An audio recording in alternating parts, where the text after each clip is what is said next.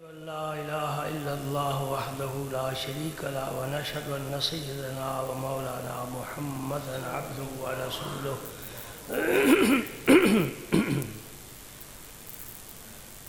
اللهم صل على سيدنا محمد وعلى آل سيدنا محمد وبارك وسلم.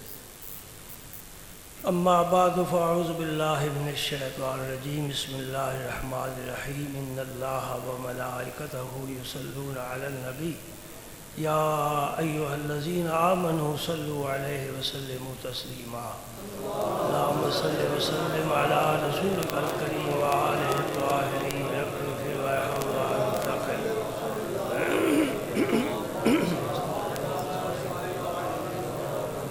اللهم صل وسلم على رسولك الكريم وآله الطاهرين اغفر وارحم وأنت خير الراحمين. اللهم صل وسلم على رسولك الكريم وآله الطاهرين اغفر وارحم وأنت خير الراحمين. اللہ کے پاک پیغمبر صلی اللہ علیہ وآلہ وسلم نے صحابہ کرام کو قیامت تک ہونے والے احوال بیان فرما دیے. نبی کریم صلی اللہ علیہ وسلم نے ایک بڑا طویل خطبہ ارشاد فرمایا. صبح کی نماز سے لے کر ظہر کی نماز تک خطبہ مسلسل آپ نے ارشاد فرمایا. ظہر کی نماز کے لیے آپ ممبر سے نیچے تشریف لائے، نماز ادا فرمائی اور پھر ممبر پر تشریف لے گئے. عصر کی نماز تک آپ نے پھر خطبہ ارشاد فرمایا. عصر کی نماز کے لیے پھر آپ ممبر سے اترے اور نماز عصر ادا فرمائی. فراغت کے بعد پھر آپ ممبر پر تشریف لائے اور غروب آفتاب تک مسلسل آپ نے خطبہ ارشاد فرمایا. صحابہ کرام سے پوچھو کہ اتنے طویل خطبے میں حضور نے کیا ارشاد فرمایا. فَأَخْبَرَنَا بِمَا هُوَ كَائِنٌ إِلَى يَوْمِ الْقِيَامَةِ. صحابہ فرماتے ہیں کہ قیامت تک جو کچھ ہونے والا ہے اللہ کے نبی نے سب کچھ بیان فرمایا.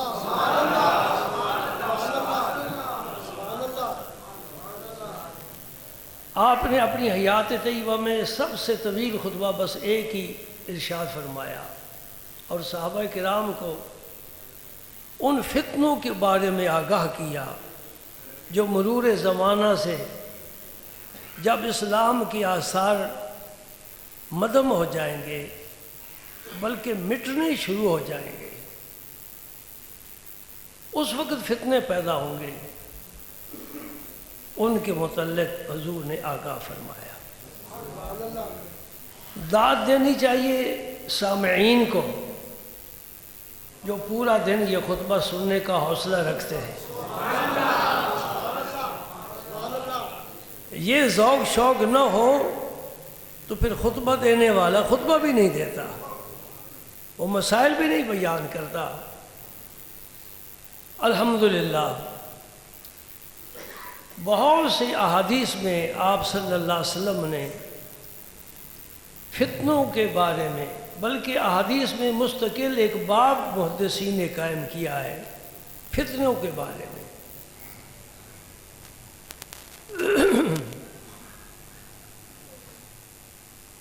ان فتنوں میں سے ایک فتنہ ختم نبوت کا ہے. ختم نبوت کا کیا مطلب ہے؟ یہ تو حضور کی شان ہے. آپ آخری نبی ہیں اور آپ آخری امت ہیں. حضور کے بعد نبی کوئی نہیں اور اس امت کے بعد امت کوئی نہیں اور قرآن کے بعد کوئی آسمانی کتاب نہیں.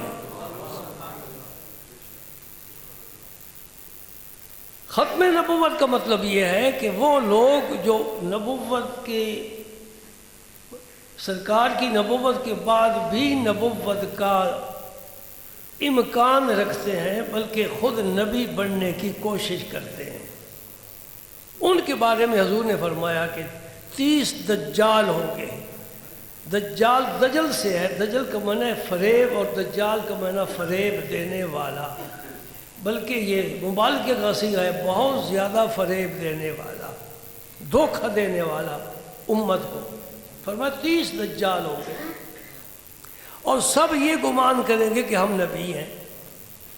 ان میں سے ایک بدبخت اس خطے میں بھی پیدا ہوا، جس کا نام کیا ہے؟ مرزا غلام قادیانی۔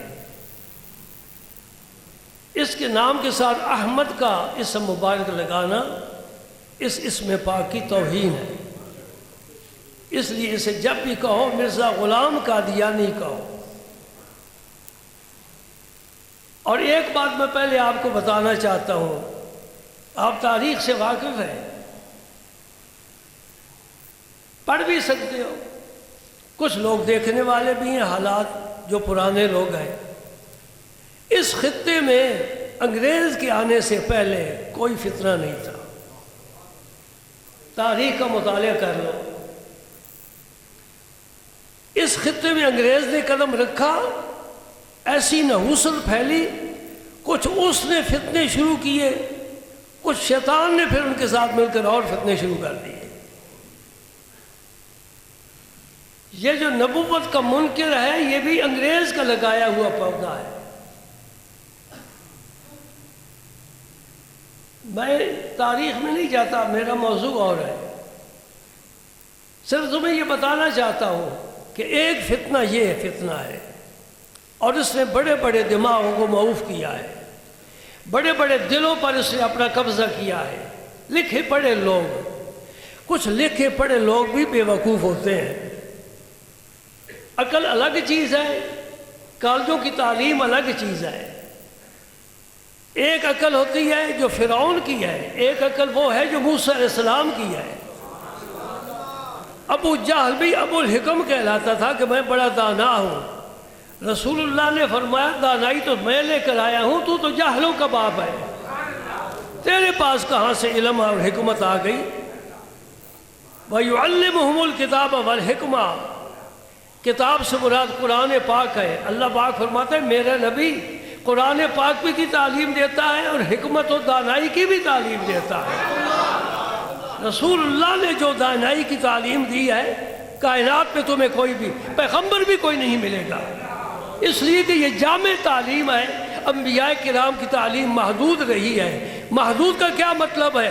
الیوم اکملت لکم دینکم، کسی پیغمبر کی نبوت میں یہ پیغام نہیں آیا، یہ رسول اللہ کی امت پر یہ نازل ہوئی ہے۔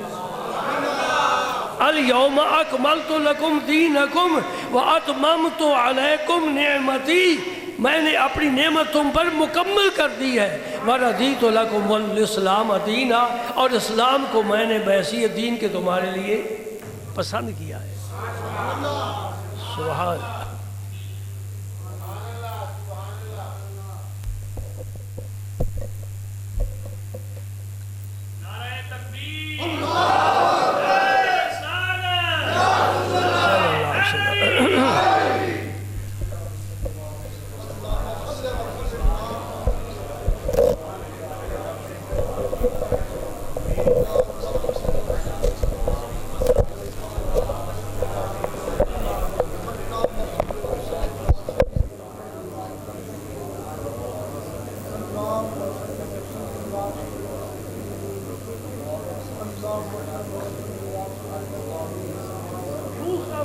سرکار کی نبوت کے منکر کے فتنے کے بعد دوسرا فتنہ جو نبوت کا منکر تو نہیں ہے، کہتا ہے کہ نبی پاک آخری نبی ہے، لیکن اسے حضور کے کمالات بیان کرنے سے وہ سن بھی نہیں سکتا۔ اگر حضور کے کمال بیان کیے جائیں، اس کے چہرے پر عجیب قسم کا نحوست چھا جاتی ہے، جبکہ اللہ نے خود قرآن پاک میں رسول پاک کے کمالات بیان فرمائے۔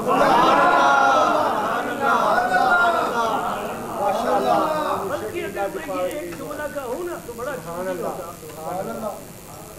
اور سنو، ایک فکرہ کہنے لگا ہوں، بڑا قیمتی ہے کہ رسول اللہ کی کمالات اگر بیان نہ کیے جائے تو قرآن مکمل ہی نہیں ہوتا۔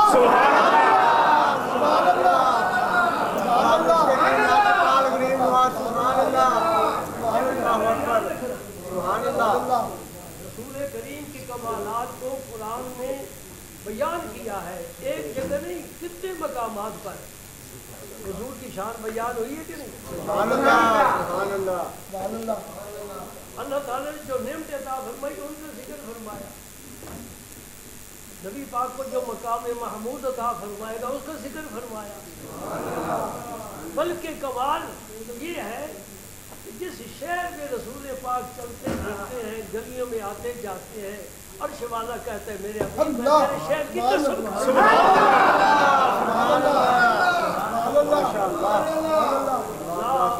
بهذا البلد وانت حل بهذا البلد والد وما ولد، ایک قسم نہیں کھائی، فرمایا میں شہر مکہ کی قسم کھاتا ہوں، اس لیے نہیں کہ کعبہ ہے یہاں، کہ مکے کی عزت و آبرو کعبہ ہے نا، کعبے کی وجہ سے مکے جاتے ہو، فرمایا کعبے کی وجہ سے نہیں۔ پھر سب سے زیادہ ہجوم حجر اسود پر ہوتا ہے، اس کونے پر سب سے زیادہ ہجوم ہوتا ہے، تو حجر اسود جنت سے آیا ہے، فرمایا حجر اسود کی وجہ سے۔ پھر طواف کرنے والا جب فارغ ہوتا ہے تو مقام ابراہیم پر آ کر سجدے بھی تو کرتا ہے۔ مقام ابراہیم کیا ہے؟ ابراہیم علیہ السلام کی قدموں کے نشان، ہاں سجدے کرتا ہے۔ رب کہتا ہے میں مکے کی قسم کھاتا ہوں، مقام ابراہیم کی وجہ سے نہیں کھاتا۔ پھر آب زمزم کا کنواں ہے جس کا پانی پوری دنیا میں تبرک لے جاتے ہیں، جو بھوک بھی مٹاتا ہے، پیاس بھی بجھاتا ہے۔ جبریل نے پر مارا، چشمہ ہوا، یا ایک روایت کے مطابق اسماعیل علیہ السلام نے ایڑیاں رکھی زمین پر، چشمہ نکلا، اللہ کی قدرت سے نکلا۔ زمین سے ہمارا پانی بھی تو نکلتا ہے نا، لیکن یہ پانی اس پانی کا مقابلہ نہیں کر سکتا۔ اس کو ایک بوتل میں بند کر کے رکھو، 10 سال 100 سال بھی رکھو، نہ اس کا رنگ بدلے گا نہ ذائقہ بدلے گا۔ صدیاں ہوگی وہ چشمہ جاری ہے، قیامت تک جاری رہے۔ فرمایا میں اس زمزم کی کنویں کی وجہ سے بھی قسم نہیں کرتا۔ اور پھر صفا مروہ پہاڑیاں بھی تو حرم کے میں آئی، آپ توجہ میری طرف رکھیں، آپ نے اس میں کچھ بھی نہیں کرنا، میں جو آپ کی طرف متوجہ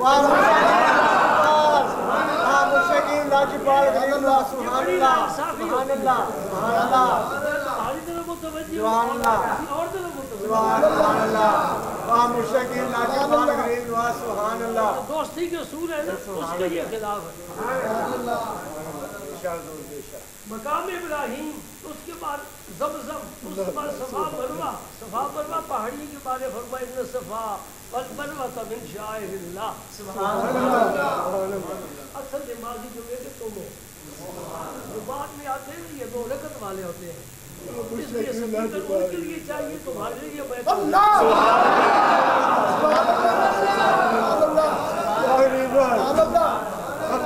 میری آواز سب تک پہنچ رہی ہے۔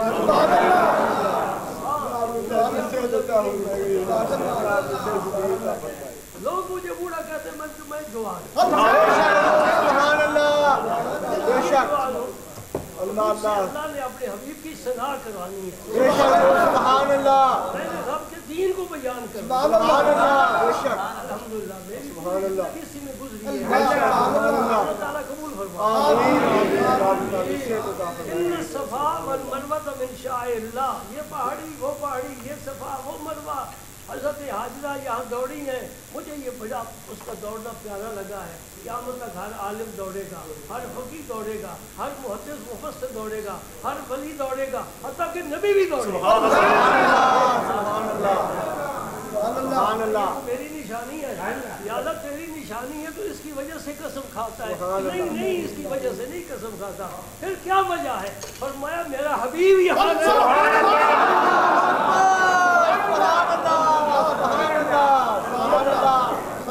اللہ البلد وانت حل بهذا البلد. میں نے بڑے بڑے ترجمے دیکھے ہیں، لوگوں نے ڈنڈی ماری ہے اور یہ مسئلہ میں نے نکال دیا ہے. نکال سکتے، عالم کے پاس بڑا فن ہوتا ہے، عالم کے پاس بڑا فن ہوتا ہے.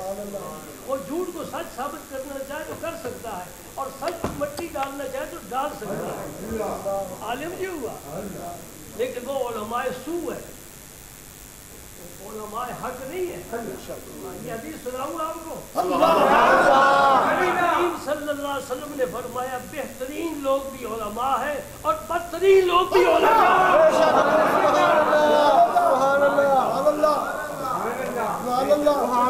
یہ ہے کہ علم بہتر نہیں بناتا، کوئی اور چیز بہتر بناتی ہے. تو ان میں بھی ہے جنہیں نبی پاک عالم بھی فرما رہے ہیں اور بدترین بھی فرما رہے ہیں. علم تو ان کے پاس بھی ہے. علم سے آدمی اچھا نہیں بنتا، اچھی بنانے والی کوئی اور کیا چیز ہے؟ اور رسول اللہ کی محبت اور عشق.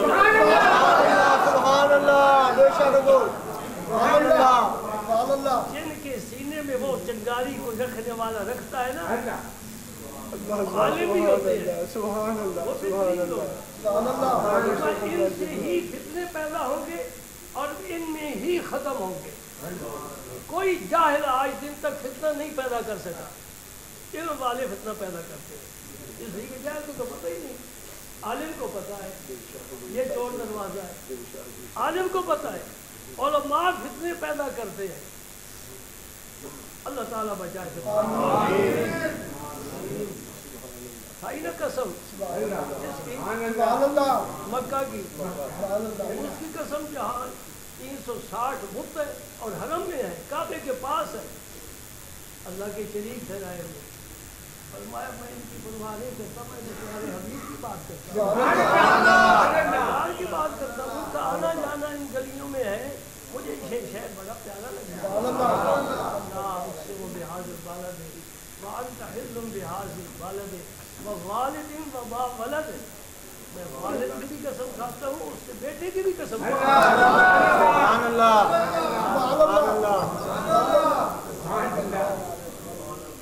اب جس دن بھی آپ یہ سورت پڑھیں گے نا، یہ میری گفتگو بالکل آپ کو پہلے بھی آپ پڑھتے ہیں. اب قرآن پاک کھولیں گے تو آپ کو لطف آئے گا. سبحان اللہ. والد سے کیا مراد ہے؟ بہت سے اقوال ہیں، میں ایک اور سے بتاؤں گا. والد سے مراد ابراہیم علیہ السلام ہے اور بیٹے سے مراد رسول کریم کی ذات پاک. مانا کیا ہوا؟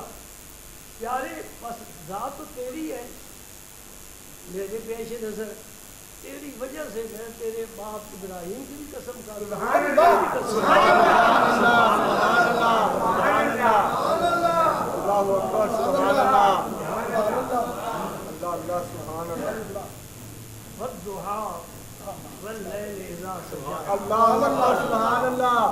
ویسے کاش کے وقت کو کہتے ہیں، اس میں بھی اقوال بڑے ملتے ہیں مفسرین کے، لیکن جس پر محبت والے اتفاق کریں ہم تو وہ بات پسند کرتے ہیں. وہ فرماتے ہیں اس ضحیٰ سے مراد رخ زیبا ہے میرے حبیب کا، اور لیل سے مراد، لیل کا معنی تو رات ہوتی ہے. فرمایا یہ اشارہ ہے اس لیے کہ رات بھی سیاہ ہوتی ہے اور نبی کی زلفیں بھی سیاہ ہے. چہرے کی بھی قسم کھاتا ہوں اور ان کی زلفوں بھی قسم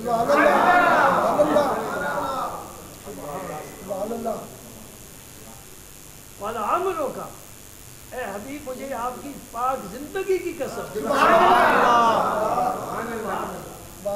مجھے رسول پاک کی زندگی پاک کی قسم. اور یہ اتنی بڑی ضمانت ہے میرے نبی کی عصمت کی، جس نے اور پسند نہیں کرتا. اور کریں گے والا عمروں کا.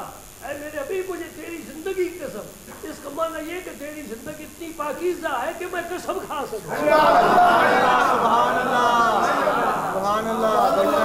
اتنی پاکیزہ زندگی. نبی معصوم ہوگا تو تب اس کی زندگی مبارک ہوگی. بلکہ رب نے جب اپنی قسم کھانا چاہی نا تو رب نے کیا فرمایا؟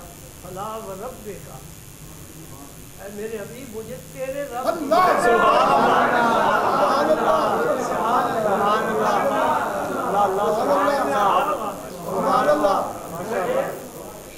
یہ نہیں کہ میں اپنی قسم کھاتا ہوں، تیرے رب کی قسم، الحمدللہ رب العالمین، وہ تو عالمین کا رب ہے، میں سب کا رب ہوں، پہلے اس کی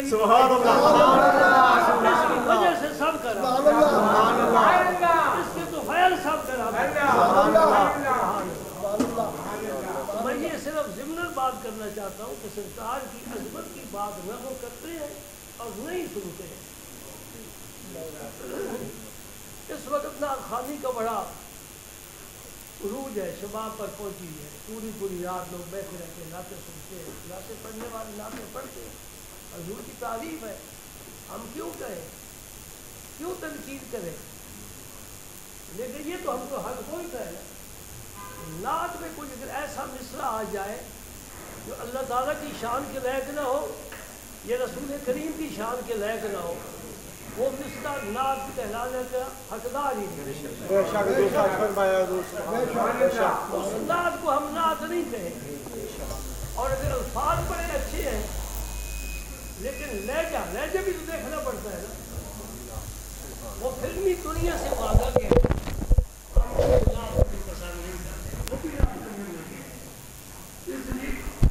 جو چیز آپ نے کھانی پینی ہے اس کے لیے برتن کا استعمال تو کرنا چاہیے۔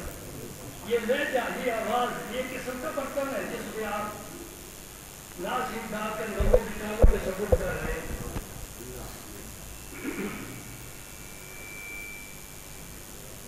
حضور نے شراب کے برتنوں میں پانی پینا بھی منع فرمایا، حالانکہ برتن تو پاک ہے۔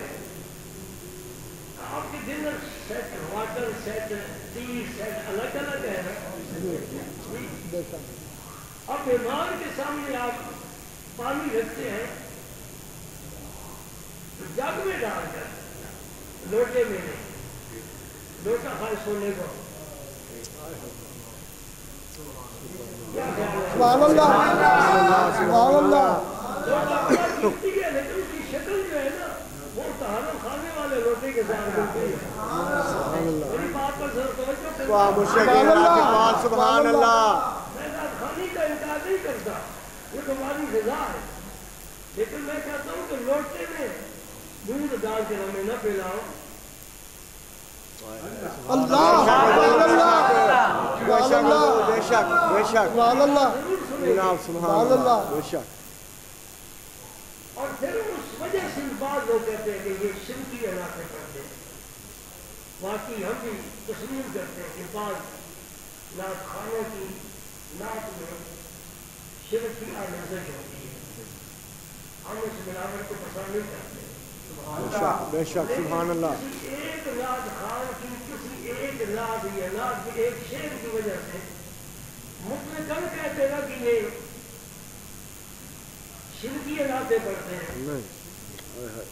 میں آپ کو نعت سناؤں، سبحان اللہ، سبحان اللہ۔ نعت لے کر آپ چلے جائیں ان لوگوں کے پاس جنہیں ہر طرف شرک نظر آتا ہے۔ اگر وہ شرکی نعت ہوئی تو ہم توبہ کریں گے، اگر اس سے حضور کی تعریف ہوگی پھر ہم انہیں مجبور کریں گے تم بھی مجھ پر سبحان اللہ، سبحان اللہ، سبحان اللہ، سبحان اللہ۔ وہ کمال حسن حضور ہے کہ نوال نفس جہاں نہیں، سبحان اللہ، سبحان اللہ، دور خار سے دور ہے یہی شمع ہے کہ دھواں نہیں۔ سبحان اللہ، سبحان اللہ، واہ مشکل اللہ، سبحان اللہ۔ ان مولویوں سے پوچھو اس میں کون سا لفظ ہے جو شرک والا ہے؟ سبحان اللہ، واہ کیا جھوٹو کرم ہے شاہ بتہا تیرا، اللہ اکبر، سبحان اللہ، جھوٹا ہی نہیں مانگنے والا۔ سبحان اللہ، سبحان اللہ، سبحان اللہ، سبحان اللہ، نعت ہے سبحان اللہ، سبحان اللہ، اس میں شامل ہے سبحان اللہ، عید پاکیزہ کلام، بے شک بے شک، سبحان اللہ، ہے یا شاہ تسلیم نرالا تیرا، آپ پیاسوں کے تجسس میں ہے دریا تیرا۔ سبحان اللہ، سبحان اللہ، سبحان اللہ، صلی اللہ علیہ وسلم۔ کنواں ہو یا دریا ہو، یہ کسی پیاسے پیاسے کی تلاش نہیں کرتے، پیاسا چل کر آتا ہے۔ میرے حبیب آپ کا وہ دریا ہے جو خود پیاسوں کی تلاش نہیں اللہ سبحان اللہ سبحان اللہ سبحان اللہ سبحان اللہ اللہ سبحان اللہ الحمدللہ الحمدللہ اہل سنت والجماعت اس تہمت سے پاک ہے، بے شک سبحان اللہ شرک سے پناہ مانگتے ہیں۔ سبحان اللہ ان شرک لظلم عظیم، شرک سے بڑا کوئی ظلم نہیں ہے۔ ایک مومن کیوں اس کے قریب جائے؟ ان اللہ لا یغفر ان یشرک بہ ویغفر ما دون ذلک لمن یشاء۔ قرآن نے اعلان کر دیا ہے کہ قیامت کے دن لوگوں کو جتنے گناہ میرے سامنے آئیں گے میں جب چاہوں گا تو بخش دوں گا، لیکن شرک نہیں معاف کروں گا۔ اللہ اگر کوئی شرک کر کے آیا وہ معاف نہیں کرے گا۔ تو پھر جب یہ حکم ہم تک پہنچ گیا ہے تو کلمہ پڑھنے والا شرک والی بات کیوں کرے؟ سبحان اللہ اسی ممبر پر بیٹھ کر میں نے کئی مرتبہ کہا ہے کہ یہ پریشانی اللہ کے علاوہ کسی کے سامنے نہیں ہوتی۔ سبحان اللہ کوئی سر پر تلوار لے کر کھڑا ہو جائے کہ اس کو سجدہ کر، نہیں کریں گے، سر کٹ جائے گا، اللہ کے بغیر کسی کو سجدہ نہیں۔ اللہ سبحان اللہ اور اگر کوئی پیر سجدہ کراتا ہے، آپ نے دیکھا ہوگا اگر کوئی پیر اپنے آپ کو سجدہ کراتا ہے اسے میں پیر نہیں سمجھتا، پیر سمجھتا۔ بے شک نہیں سمجھے؟ سبحان اللہ پیر نہیں ہے، بددین ہے۔ جب رسول پاک سے جناب صدیق اکبر نے عرض کی، جناب عمر فاروق نے عرض کی، سبحان اللہ یہ حدیث سننے والی سبحان اللہ آپ انصاری کے بعد سے تشریف لے گئے۔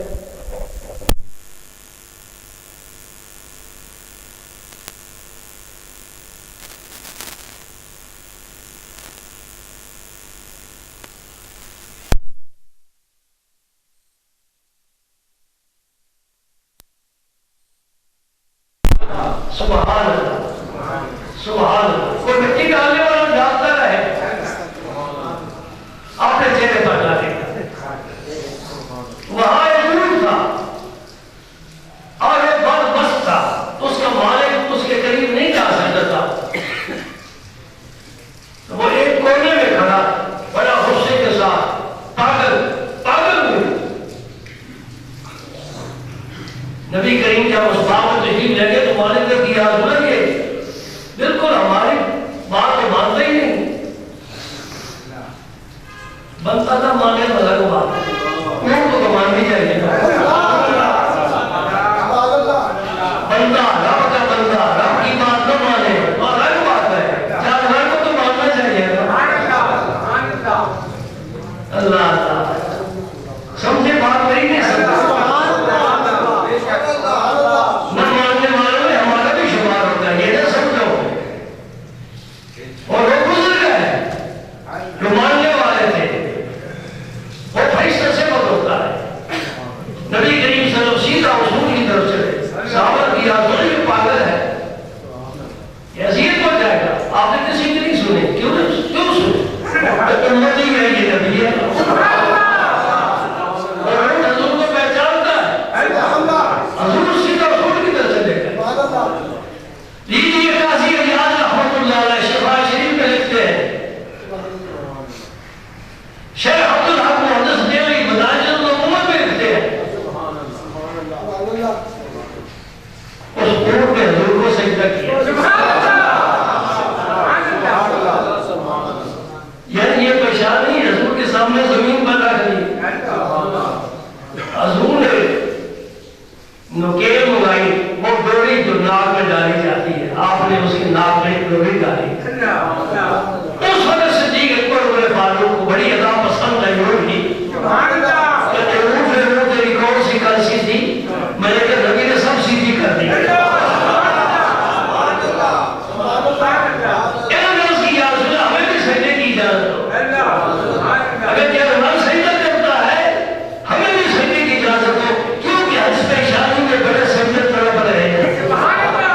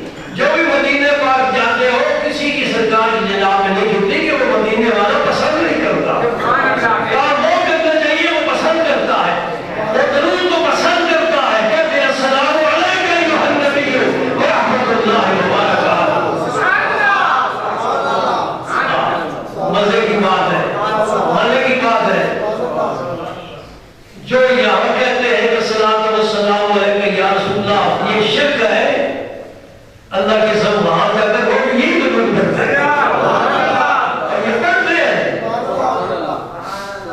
اور یہ کیا بات ہے کہ ادھر شرک ہے ادھر شرک نہیں شرک ہر جگہ شرک ہوتا ہے اس کا مطلب یہ ہوا کہ وہاں شرک نہیں یہاں بھی شرک نہیں میں ان دوستوں کی خدمت میں عرض کروں گا انہیں یہ معلوم ہے کہ یہ حاضر ناظر سمجھ کے پڑھتے ہیں کہ حضور حاضر ناظر ہے اور یہ عقیدہ شرکیہ ہے میں ان کی خدمت گا کہ لوگوں کو حاضر ناظر کا کوئی پتہ نہیں وہ تو پیار و محبت سے بڑھتے ہیں ان چیزوں سے بے نیاز ہو کر بڑھتے ہیں محبت سے بڑھتے ہیں السلام علیکم یا رسول اللہ اور دوسری بات اس سے بھی قیمتی میں کہہ رہا ہوں جس کا کوئی عالم انکار ہی نہیں کر سکتا کہ سارا جھگڑا تو یا کا ہے یا رسول اللہ آپ لاکھ مرتبہ کہہ رہے ہو محمد رسول اللہ وہ نہیں انکار کریں گے جب یا رسول اللہ کا ہو گئے تو یا نہ کہنا یہ لکھا ہے کہ کہا دو یا نہ یہ اللہ کے نام کے ساتھ وہ آ سکتا ہے اللہ کے علاوہ کسی کے نام کے ساتھ نہیں آ سکتا اہل علم ہے اس سے سوال کیا جا سکتا ہے کہ گریمر جانتے ہو نام پڑھی ہوئی ہے یا اور ایوہ میں کیا فرق ہے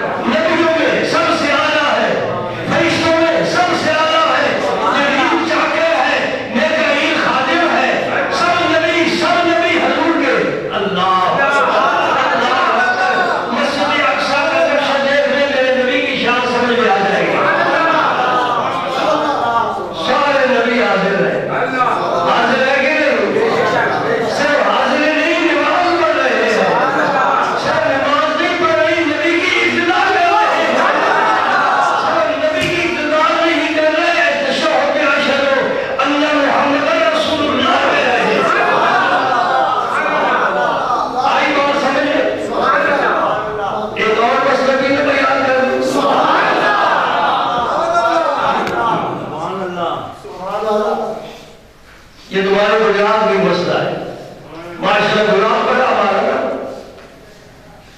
یہ زمین بڑی مردم خیر بھی ہے زر خیر بھی ہے فرنیچر خیر بھی ہے برتن خیر بھی ہے پنکھے خیر بھی ہے پتہ نہیں کیا کچھ سے نکل رہا ہے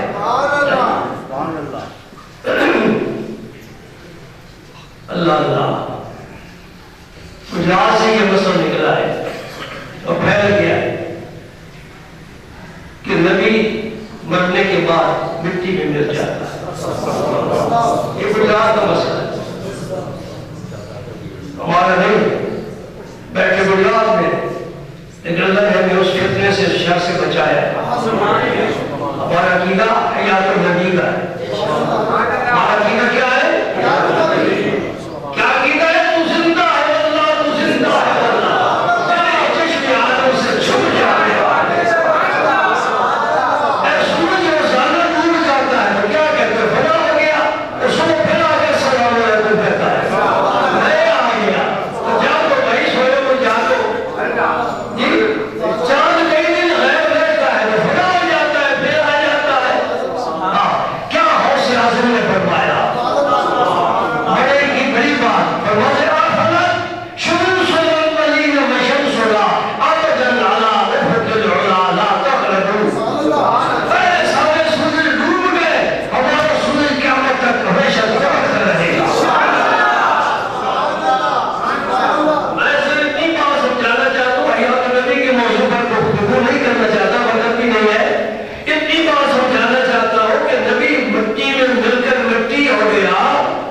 صدیاں گزر گئی، ہزاروں سال گزر گئے، کب سے آدم علیہ السلام، شیس علیہ السلام، نوح علیہ السلام، ہود علیہ السلام، داؤد علیہ السلام کب کے زمین کے اندر چلے گئے؟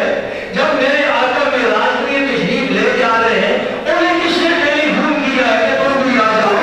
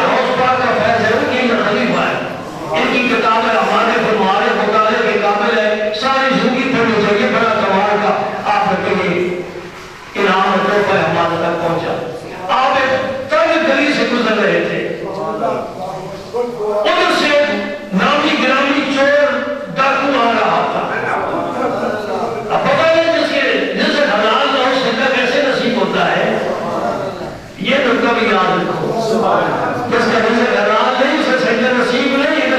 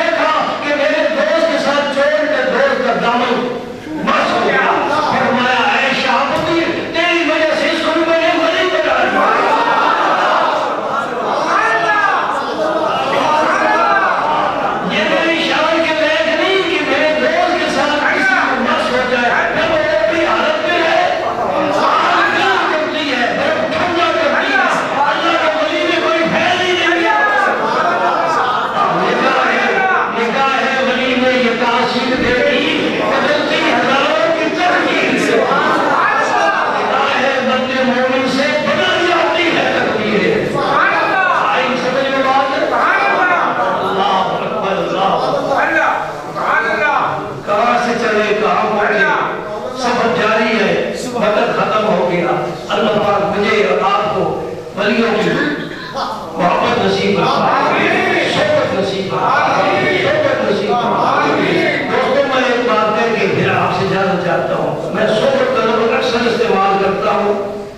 ہم تو کہتے رہیں گے، ہم تو بتاتے رہیں گے، ہم تو سمجھاتے رہیں گے. آپ کا کام ہے، آپ کا کام ہے. کسی بھی سارے آدمی کی عالم بعمل، یہ دو شرطیں یاد رکھو، عالم بعمل، اچھا عقیدہ، اس کی صحبت میں بیٹھنے والا آدمی اس کی زندگی کا آخری دور بہت خوبصورت ہو جاتا ہے. بے شک آتے جاتے نمازوں میں کبھی کوتاہی ہو جاتی ہے، کبھی اس پہ کوتاہی ہو گئی ہے جی. پھر آہستہ آہستہ آدمی اوپر جاتا ہے نا، ایک سیڑھی پھر دوسری پھر تیسری، یکدم تو آخری سیڑھی پر نہیں نہ قدم رکھ سکتا، آہستہ آہستہ چڑھتا ہے. یہ میں تجربے کی بات بتا رہا ہوں آپ کو، میں آپ کو تو دکھا سکتا ہوں ایسے لوگ. سبحان اللہ.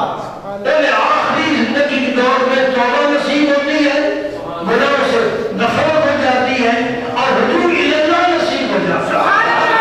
دنیا سے جاتے ہیں، جانے کا وقت آتا ہے.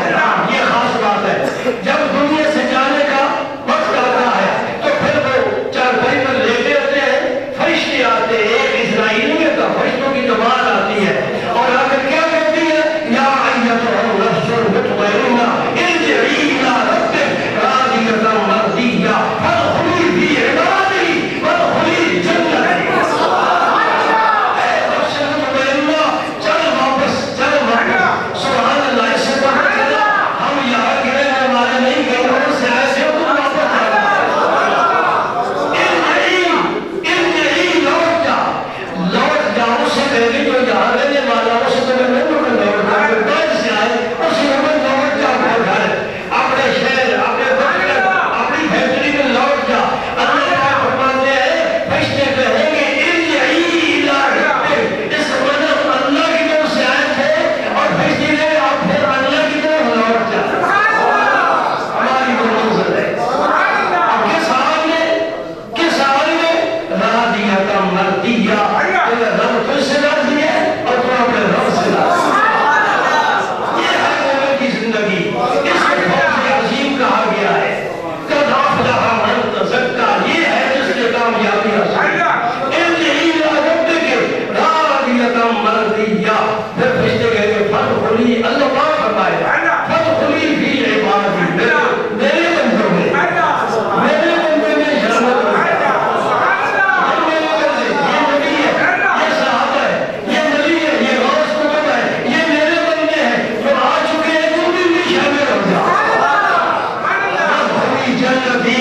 اور جس جنت کا سوال کرتا تھا، آج میں تیرے لیے 8 دروازے کھولتا ہوں، جس طرف سے جائے چلو. سبحان اللہ. وہ بات مکمل ہو گئی کہ سرکار کے راج پر تشریف لے جا رہے ہیں تو کوئی کہاں مدفون ہے، کوئی پیغمبر کہاں مدفون ہے جی، کوئی پہلے کوئی بعد میں. انہیں کیسے پتا چلا کہ ہمیں مسجد اقصی میں آخر زمان پیغمبر کا دیدار کرنا ہے؟ مر گئے تھے، مٹی میں مٹی ہو گئے تھے.